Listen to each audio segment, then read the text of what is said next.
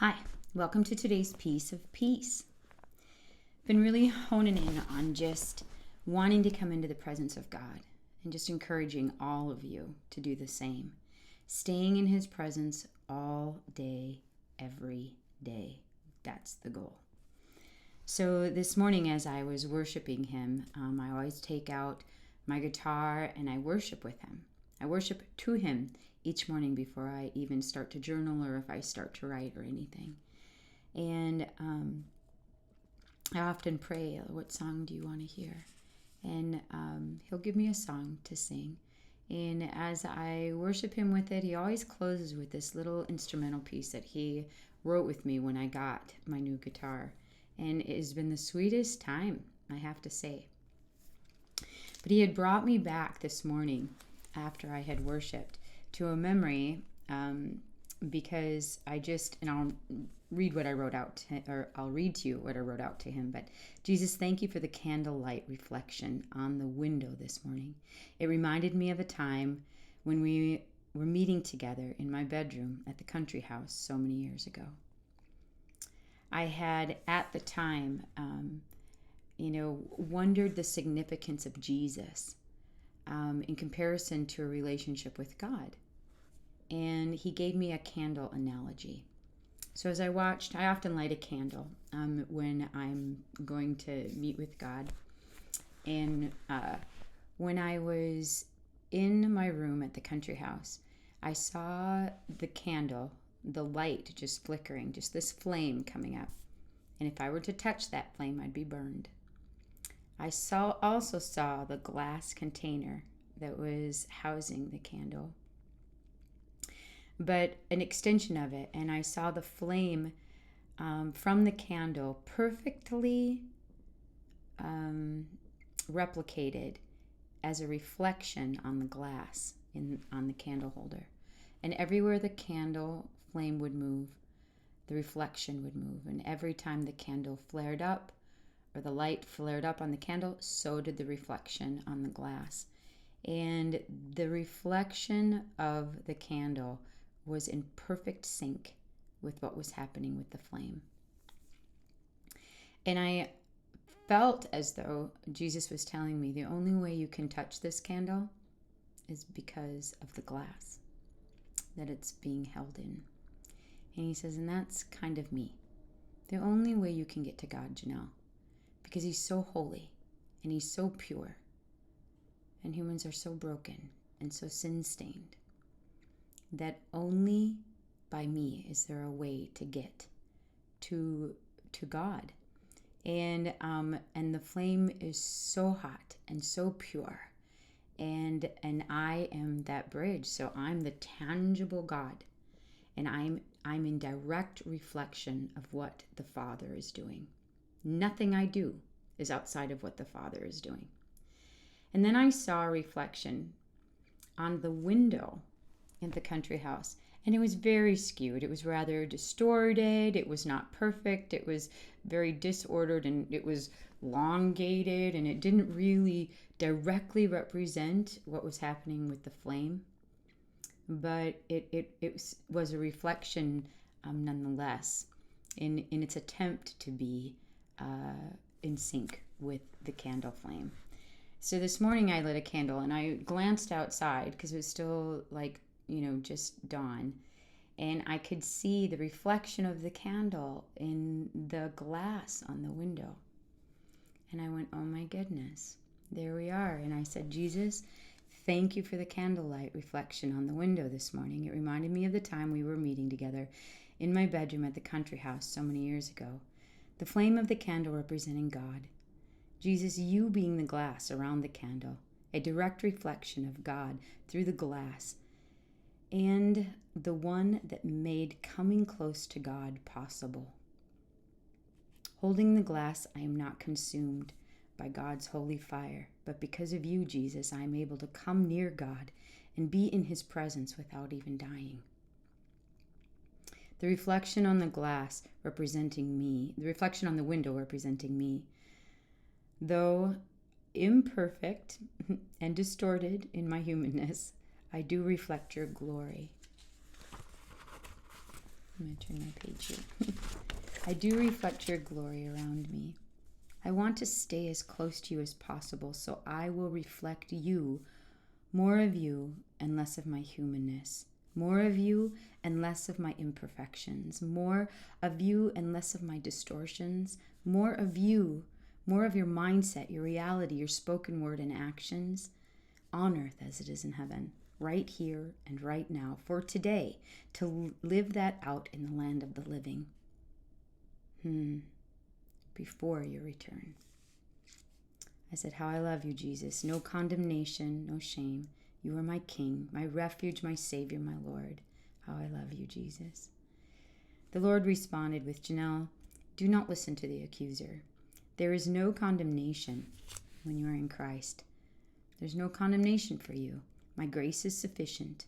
Hand your thoughts back to me to put them into perspective. I am at work within you. You are on this journey. We are on this journey together, and I will be faithful to complete a good work in you. Come back to the Father with everything. He knows you best. He formed you and made you. He knows all your flaws and all your strengths, and He is committed to you and loves you deeply. Remember whose you are. He is working all things out for the good of those who love Him. And says, I love you, Abba. And that's what brought me into the scriptures today. So it was just representing God, a reflection of Him. We are, as distorted and sin-stained. It is because of Jesus that we can even come close to our King. We're going to read in Exodus today. I'm reading out of Our Daily Bread devotion. Today's devotion is written by Mike Whitmer, and it's entitled Got Your Nose.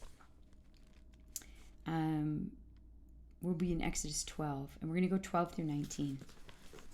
It says, on that same night I will pass. This is when Passover is happening, which is taking place soon. And this year, last year, and this year's huge significance in Passover. And I would encourage you to dig into what is Passover, why, what were they celebrating? And it was in that time of them being freed from Egypt, all the plagues were going across, and the Lord allowed them to sacrifice a lamb that night, staying in their clothes, eating their dinner, putting the blood of the lamb over the doors and the windowsills, so that when the next plague came, when the spirit of death came and was going to take all the firstborn, humans and animals, that if the spirit saw the blood of the lamb over the doorposts and the door frames, it passed over that home and did not take the firstborn male. This is super important, though as just Christians, not many have practiced Passover. We celebrate Easter, but to sit and take in a Seder, and to sit and understand what that anticipation, what the Passover meant, is really a big deal. And almost to believe that Jesus was doing a Passover dinner on the night He was betrayed as well. This is, I'll start then in 12. So it says, on that same night I will pass through Egypt and strike down every firstborn, both men and animal, and I will bring judgment on all the gods of Egypt. That's with a small g. All the gods, small g, of Egypt. I am the Lord. The blood will be a sign for you on the houses where you are, and when I see the blood I will pass over you. No destructive plague will touch you when I strike Egypt.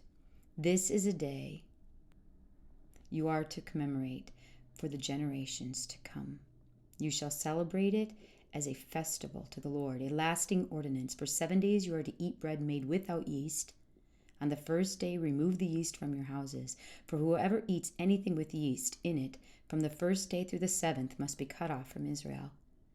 On the first day hold a sacred assembly, and another on the 7th day. Do not work at all on these days except to prepare food for everyone to eat. That is all you may do. Celebrate the feast of unleavened bread, because it was on this very day that I brought your your divisions out of Egypt. Celebrate this day as a lasting ordinance for the generations to come. And in the first month, you are to eat bread made without yeast from the evening of the 14th day until the evening of the 21st day. For 7 days, eat. For 7 days, no yeast is to be found in your houses. And whoever eats anything with yeast in it must be cut off from the community of Israel, whether he's an alien or a native born. Eat nothing made with yeast. Wherever you live, you must eat unleavened bread. Mike writes this devotion. Why are the statues' noses broken? That's the number one question visitors asked Edward Bleiberg, creator of Egyptian art in the Brooklyn Museum. Bleiberg can't blame it on normal wear and tear. Even two-dimensional painted figures are missing noses. He surmises that such destruction must have been intentional. Enemies meant to kill Egypt's gods, small g. It's as if they were playing a game of got your nose with them. Invading armies broke off the noses of these idols so they couldn't breathe. Really? That's all it took? With small g gods like these, Pharaoh should have known he was in trouble. Yes, he had an army and an allegiance of a whole nation. The Hebrews were weary slaves led by a timid figurative name. The Hebrews were weary slaves led by a timid figure named Moses. But Israel had the living God, and Pharaoh's gods were pretenders. 10 plagues later, their imaginary lives were snuffed out. Israel celebrated their victory with the festival of unleavened bread. When they ate bread without yeast for a week, that's when they ate bread without yeast for a week. Yeast symbolizes sin. And God wanted his people to remember their rescued lives belong entirely to him. Our rescued lives belong entirely to God. Our Father says to idols, got your nose, and to his children, I got your life. Serve the God who gives you breath and rest in his loving arms. What false God is suffocating your life? I want you to really ponder that. What false God is suffocating your life? What is stealing your joy? What is giving you shame? That God kept saying to me in my journal today, don't let the accuser define you. My grace is sufficient. Come to me with everything. Bring everything to the Father to gain his perspective. Stay in his presence. What false God, small g, is suffocating your life? How might you show God you're trusting only in him? Mike's prayers, Father of life, I give you my life. Help me recognize that any perceived enemies in my life are nothing compared to your power. God says, remember whose you are. That brought me to Jesus Calling. Sarah Young's book, you can download her book online. She writes from the perspective of God speaking to us, and this is what it says for today. I'm taking care of you. Trust me at all times. Trust me in all circumstances. Trust me with your heart. When you are weary and everything seems to be going wrong, you can still utter these 4 words. I trust you, Jesus. By doing so, you release matters into my control, and you fall back into the security of my everlasting arms. Before you arise from your bed in the morning, I've already arranged the events of your day. Every day provides many opportunities for you to learn my ways and grow closer to me. Signs of my presence brighten even the dullest day when you have eyes that really see. Search for me as for a hidden treasure. I will be found by you. And that is today's piece of peace. God bless you.